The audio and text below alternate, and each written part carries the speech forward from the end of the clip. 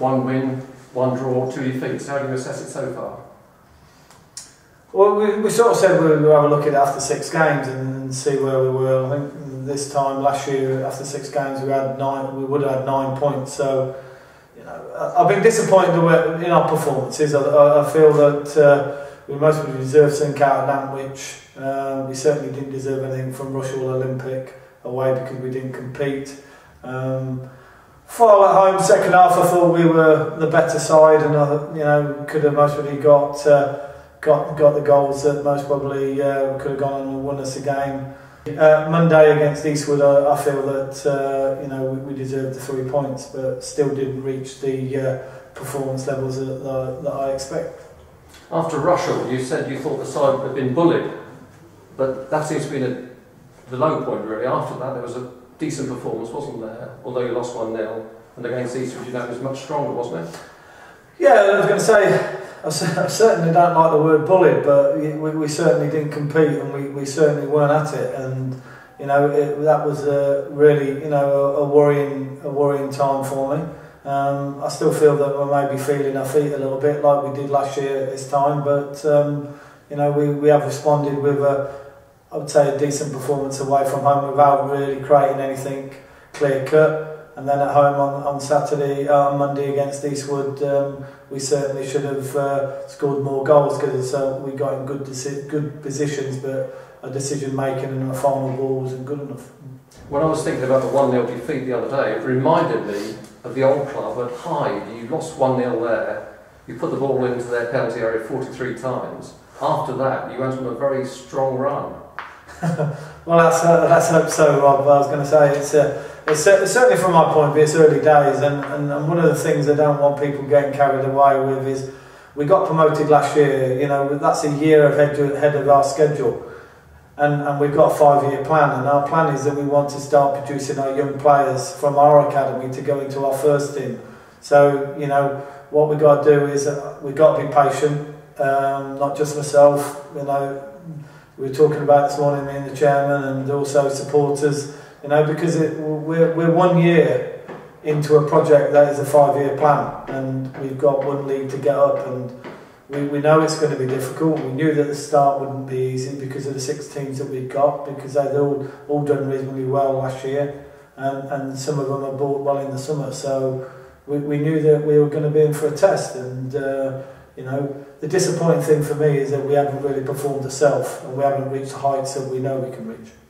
You must have thought in the summer, do I bring experience in, or do I stay with the lads? As a compliment, you stayed with them, except in the goalkeeping position, obviously, which wanted looking at. Was that a conscious policy? It was one of the situations last year that we got caught out a little bit, but in the end product would mostly say no, we didn't get caught out of it because we got promoted. So from a point of view, I felt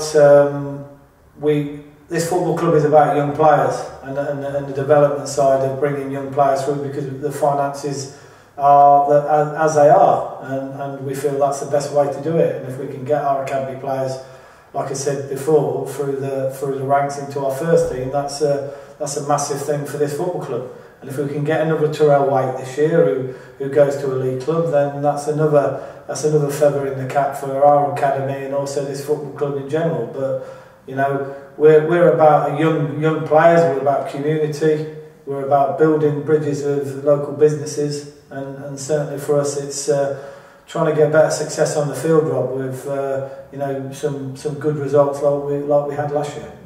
Talking about young players, you got Ellis Story, Mike Williams. Couldn't really be closer. They're subs for the last 2 games. Yeah, that's a massive compliment to both of them. You know, they've done exceptionally well, Rob, and they're still developing and they can still get better. They've got to keep listening and learning. You know, they're on the bench on merit at the present moment, and you know, their chances may come in the next couple of games.